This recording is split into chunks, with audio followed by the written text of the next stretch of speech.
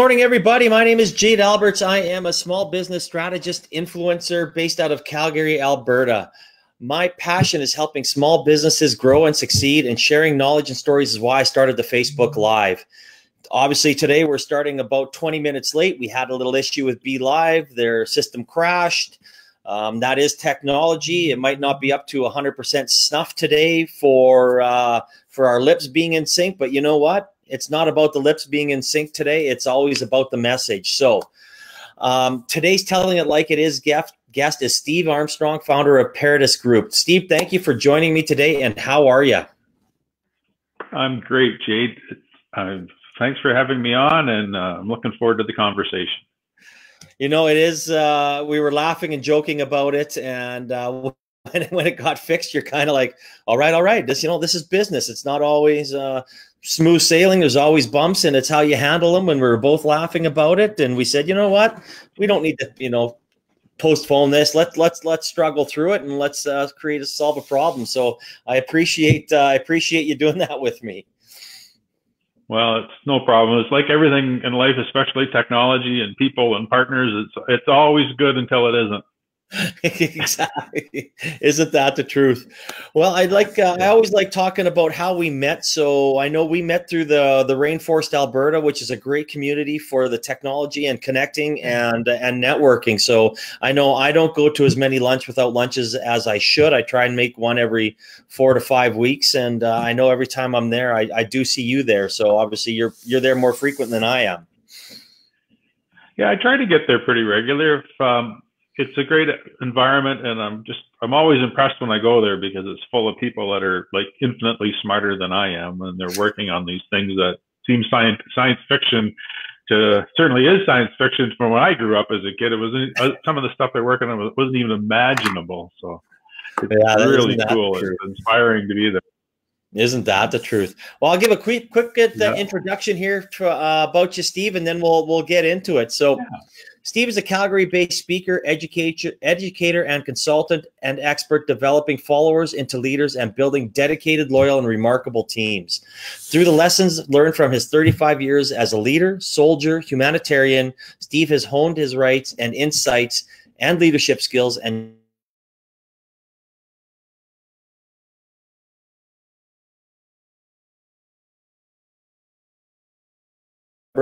I definitely can understand about an understanding wife. That's for sure. I know when you and I talked, you've had a couple really interesting careers, but the first one I want to talk about is, when you work with companies that a boss can't be bothered to deal with people or employee issues, how do you solve this, or how do you please walk us through this process? Yeah. I'm not always sure that they can't be bothered. They often don't want to. They don't have the tools to do it. I've only bumped into one in particular who I would say he's lucky he's the CEO of a significant company, or he'd likely be in prison as a psychopath. This person was an emotional void, but for the most part, people get promoted because they're really good at their old job. They were the best accountant or the best welder or the best whatever it was, and somebody comes along and says, hey, you're a high performer in this role. Let's make you a boss. And then they put them in the role, put this person in a role, and then they walk away from them. Yeah. And they've never been taught how to be a boss and how to deal with people. And it's really interesting. There's an analogy, you might know Terry Rocket, okay? So Terry has an analogy of baby sea turtles on the beach, right? They come out of the mama comes ashore and digs a safe hole and lays her eggs and covers them all up. And then when they hatch, they skittle across the beach into the water. And when they're in the hole, they're safe. And when they're in the water, they're pretty safe. But the most dangerous part when they're on their own is that first part where they're skittling across the beach. And that's when they get in trouble. And I find more and more that I look at people who get in trouble as leaders, they were fine in their old job. And at a certain point, they get to a place where they're comfortable and safe. But when they're starting out to learn how to be a boss, is super dangerous, and nobody is protecting them and supporting them and teaching them how to get there. So when they bump into this as a senior leader or an entrepreneur who I'll say buys, that's not fair to them, but you know, they invest their own money and they put themselves in this position. They've not learned how to have a one-on-one conversation with everybody. They've not learned how to have these thoughtful conversations and call people out respectfully when something has gone wrong. And, you know, if most of us are crappy in our own personal relationships, talking to people about tough stuff. Now you go to work and you have to do that. And they just don't have the competencies, the tools and the skills to be able to do that. No, and that is so true, especially when it talks to running a business, as you said, or dealing with people. I mean, you have to be able to communicate this, and I guess that kind of leads into my next question. I mean, you have written a book, and with all the and I have read it, and I loved it, and thank you for giving that to me. I usually would have it here, but with all the running around here this morning trying to get this up, I forgot to bring it on to show it. So, oh, that's okay. We can do a quick one of these here. Yeah. Exactly. So, how do you cut through distractions to get results? Oh my gosh. Well, the number one thing is not to be held hostage by the urgent, especially if you're the boss. Yeah. So what are your goals? What are the things that are actually moving you forward to achieving your goals? And we often end up in this position, we get taken hostage by the urgent stuff that bubbles up around us, and we lose focus on what's important. And we've all heard different models of what this could look like. So in the beginning of the morning, you're supposed to make a list of whatever the priorities, and then you start the next day. But if that work is not moving you towards your objectives that move you forward to whatever your vision and mission is, then you shouldn't be working on it. You should have someone else do that, whatever it is. What's your highest value work to be doing? So, and break it down into those tangible.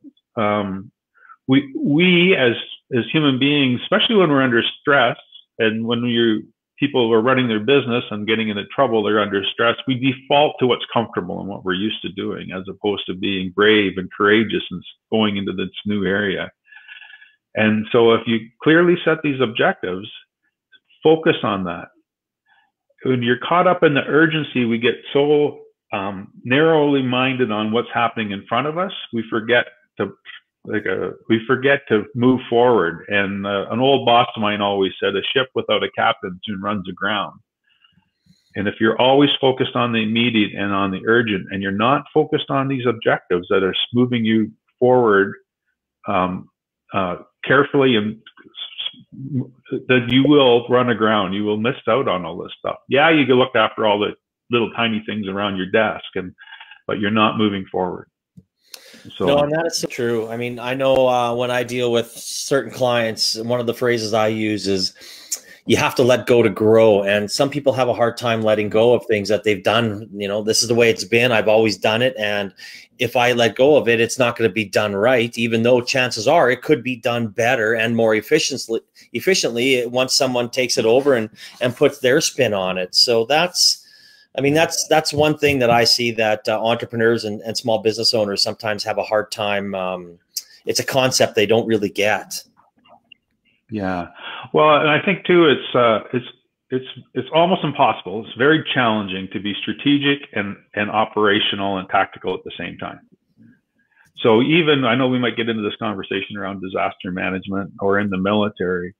My experiences is the boss needs to be looking forward weeks, months ahead, and the people around them should be looking at the day-to-day stuff. And if you're always focused on the day-to-day stuff, the urgent things that we talked about earlier, you can't get that long-term perspective on what's happening in front of you. Yeah. Even if, I get it, in some organizations they're small. What I would say to that person who's just leading a small team is at least take an hour or two in the morning before you get bound up in the little things and think strategically, plan strategically, and then implement the tactical plans around that to help you move forward. No, that's very good.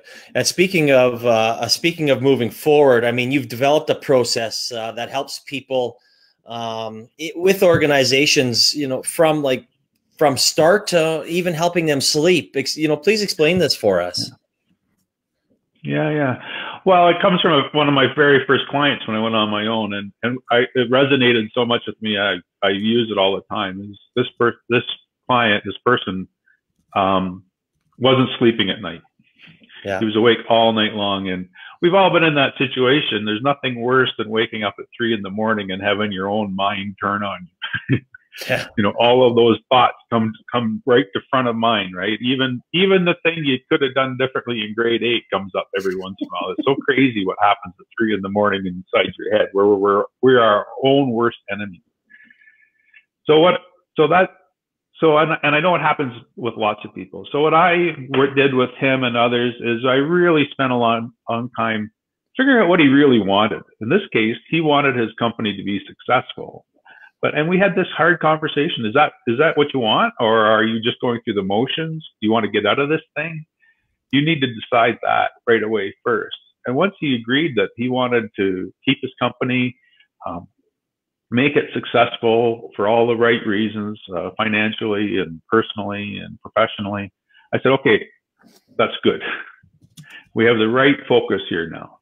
Now, what are we going to do around this to help you out? And what I did with him is I went into their company and I spent about a month interviewing. Out of 80 employees, I interviewed about 25, 30 of them, plus all of the senior staff and leaders, and found out what was going on, and then brought back this information to him as the CEO. President and CEO, and walked through them. And now it wasn't a shock because I reported all the way along. There's nothing worse than startling somebody with like a 25-page bad report. And then once we came to terms with what was happening, we then put a plan in around how do we coach the company and the team and not necessarily reorganize, but clarify people's roles and responsibilities, so that they were able to move forward, and then coach the senior team to be better bosses and implement it. A couple of things that we found, and that's not uncommon in lots of organizations, was this was a small, tight organization when it started out, a small team of maybe 10 to 20 people. And then it got super successful. And at one point, it was almost up to about 100 staff. Well, They didn't put this, when that happens, you grow, and the sinews and the muscles and the connections that held everybody tight when you were small get stretched out. And the layers that get put in place filter the conversation down, and people were lost. They didn't know what they were doing. Or that's not fair to them. They didn't know why they were doing the work they were doing. They didn't understand what was happening with the company. So nobody was sleeping well in that case. Some of the things I recommended was, okay, open up your books. He had lots of work going on. They made money every month. As bad as it was, they still had a small surplus, a small profit. They had lots of work in progress. They had lots of sales in the pipeline. And I said, well, why don't you just do a lunch and learn where you, not to share every intimate detail, but share the big picture about how the company is still healthy, and everyone will calm down and relax. And when they did that, that's exactly what happened. Everybody calmed down and relaxed, and were able to refocus their work and their thinking on what was happening. I find that when the bosses go quiet, the employees and the team will make it up. They'll imagine the situation that's about 1 billion times worse than what it really is. And normally it's not that bad, but without that conversation and direct lines of communication, then people will get in their way. And once we open up the lines of communication, then the team coalesced again, and we put some supervisory mentorship in place, so people were getting good communications and good leadership, and the company started to get traction again and was growing. And there was a time probably where that company was at risk of failing completely. Still there, still doing good work, and everybody's back up to about 60 people and doing some good stuff. Well, no, that's awesome. I mean, and working with teams and helping them grow is so crucial.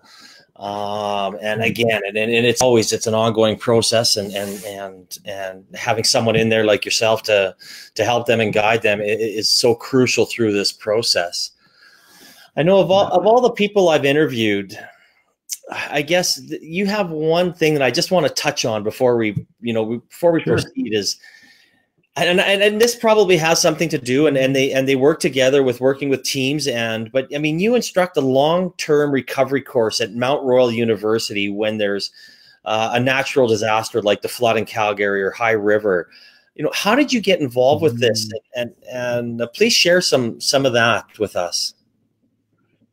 So I don't want to disillusion anybody, but there's been no master career plan for me.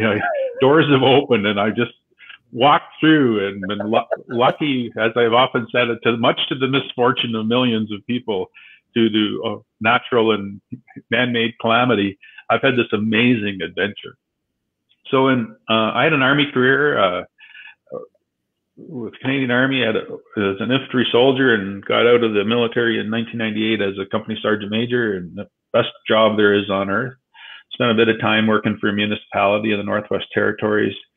And then an opportunity came up to join the Canadian Red Cross, and as their emergency management lead for their Ontario division.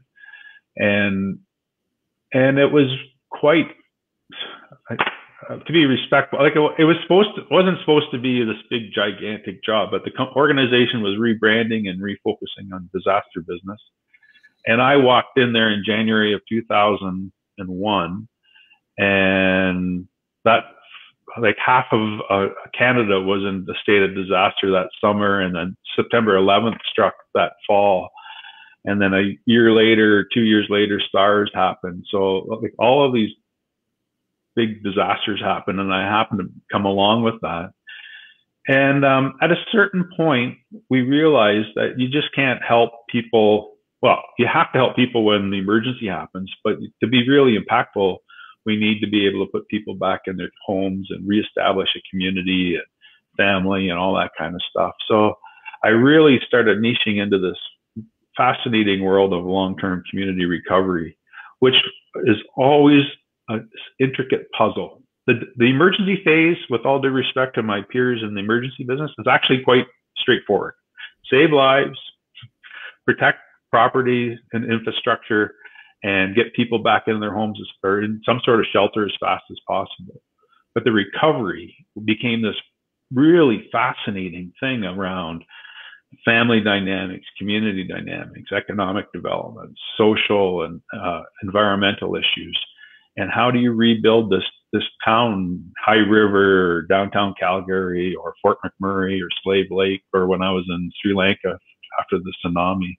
How do you put this community not just back together, but so that it coalesces and grows? And I had lots of experience working with that in that area. And when I retired from Red Cross 5 or 6 years ago now, Mount Royal approached me and asked if I could help them set this program up. And we've run probably 10 serials, 10 courses of people through that program. And we've explored everything from, Haiti to Indonesia post-tsunami, Sri Lanka, obviously, and some other and local disasters too. About how do you support this community? You can't lead a community when it's in that state because it can't be led. They need to lead it themselves. Yeah. But you have to be able to paint the picture of the future. And then give them the tools and support them as they move forward. And you can do some very powerful things. Oh, absolutely. Yeah, it's quite remarkable. I look at Slave Lake, when that fire happened in 2011, I guess. And what we would normally do, we weren't able to do because we were dealing with a completely different population. Normally in a disaster, organizations like Red Cross and others, and even government, deal with the bottom of the social economic scale, the poor people. But in this situation, we were dealing with upper middle class people. The community that was burned out the worst was doctors, lawyers, teachers, civil servants, professionals, and they didn't need the help we were giving them. and we had to explore the data and push around and figure out what was going on so we could reframe the help we were giving that was actually useful for that community. And one of the risks in that situation was all these people were instantly transportable because a teacher, a nurse, a doctor can go work anywhere they want to work. Yeah. And so we had to help stabilize the community so that these core professions would stay in the community and then allow the community to move forward. Very, very super interesting intellectual problem, immensely complex because you're dealing with human beings. Oh yeah.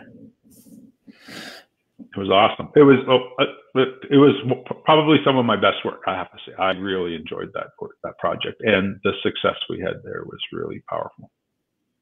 I mean, I can't imagine. It's probably, as you said, it's probably the most gratifying work you've had, and I think that's amazing, especially when you're dealing people, probably seeing them come together. You know, especially some of them at their probably darkest moments of their lives, possibly. So I can imagine the gratification that comes from watching people become extraordinary and solve problems, and you'll be able to work with them.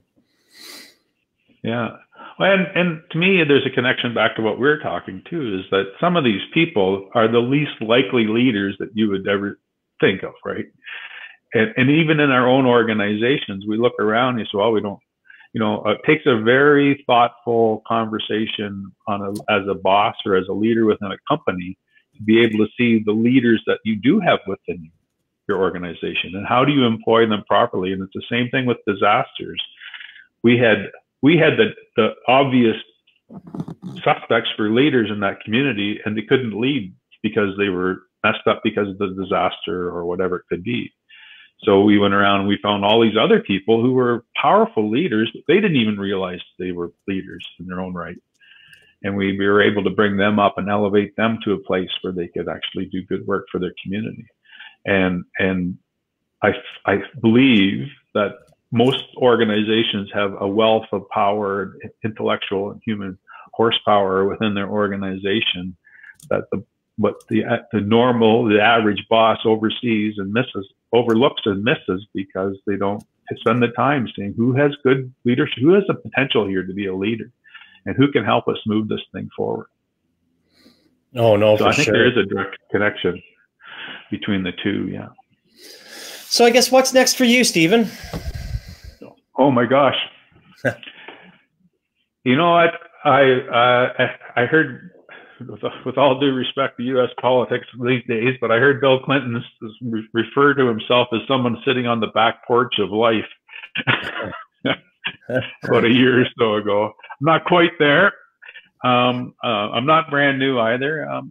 For me, I'd like to build my speaking and workshops and professional speaking business, but also just get to help out these organizations, because the one thing that I miss most of all probably from working is being surrounded by laughter and powerful high performing teams and doing good work. So I get that vicariously through my consulting work, that I get to go in and help a team move into that situation. So I'm always keen to work with people that realize they have a problem, aren't sleeping well over the problem, but need help figuring it out and articulating it, and then helping them move through that. So that's where I get my joy. I also have a great dog and a beautiful wife, so I have to keep those guys happy here too. And so, yeah, so some days I'd like to be fully retired, Jade, because I think I'd be excellent at it. I can fill up a whole day doing stuff, but I still, but I still want to do good work. I love work. I enjoy work, and I like doing important things and helping people become better at whatever it is they're working on. So. And that's good. I mean, that's true passion, right? I mean, I know, speaking for myself, I mean, I'm trying to set something up that I can do for the next even 30 years, because I don't know if I ever want to retire. I might, work a little less, but it's something that I definitely want to, have something that I can kind of, dabble with for the rest of my life to keep me busy. So. Yeah. Well, like most of us in business, there's times when it's slower than others, and I've realized during those slow times that I'm not that interesting enough of a person to hang around with. I need somebody else in my life.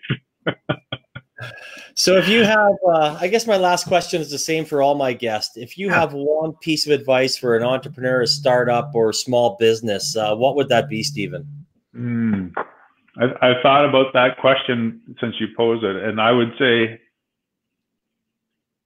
a lesson I've learned, and probably should have learned it before, but is this: just because you think it's a good idea doesn't make it a good idea.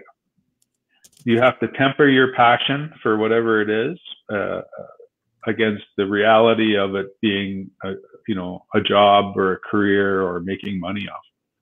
Yeah. I found that when I went on my own and started consulting, your book of friends and network is only good for 6 months to a year's worth of potential work. And after that, you have to get on it. And if you, just because I think I'm the best guy in the world at doing organizational work and leadership work doesn't mean anything if you can't find the customers and clients to do it. And I think about a lot of those people, Jade, we see them regular at the rainforest. They're all brilliant and they're passionate about their idea, but I'm not 100% sure that they're all marketable, saleable ideas. And your passion and your love for your idea was not enough to write the checks and feed the dog and make your wife happy at the end of the day. So be realistic about it.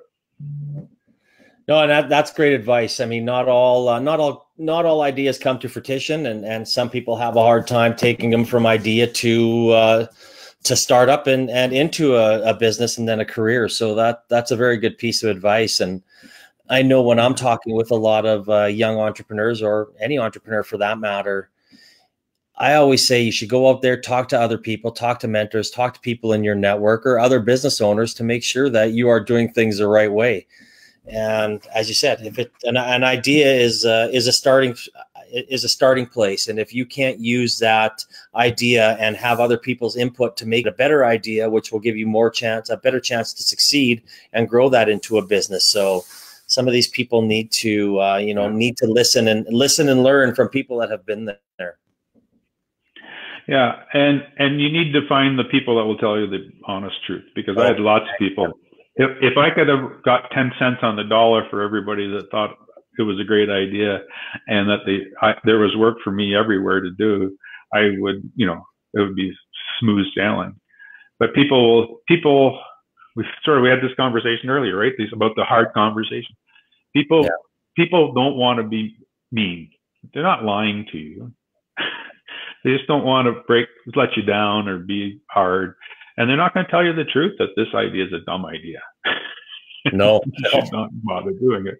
So they'll say things like, "Oh, this is a good idea." They'll challenge, but it'll be in a soft, gentle. It's like politicians. Politicians will never say no to you.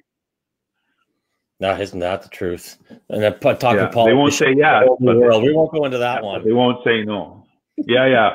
But the same thing, if you got in a business idea, whatever it might be, consulting or a high tech or whatever it is, and you ask people what it is, they'll say things like, "Oh, that's a great idea," and "No, you're good. This should be good for you," and stuff. But they won't ever say, "You know what?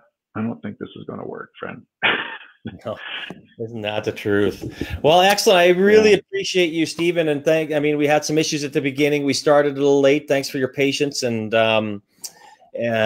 to the listeners, if obviously that missed the beginning of our chat, hopefully you'll be able to catch it a little later. We'll be sharing it on all of our social media platforms. If you have any questions, we will answer them. So I really appreciate it, Steven. Thank you so much, for coming on and sharing your knowledge.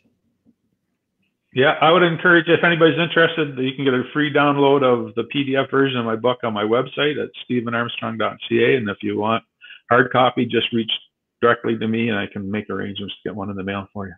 Perfect. And your website has been scrolling along the bottom the whole time. And if you just go into the comment sections, you can click right onto the link and it will take you there. Again, thank you very much, Steven. And I hope everybody and yourself have a fantastic Wednesday. Yeah, thanks, Jade. It's a great pleasure. Always a pleasure talking to you. You make me happy. You make me think. Well, that's good. Excellent, Stephen. Have a great day, buddy. Yeah, take care. Bye now. Bye-bye.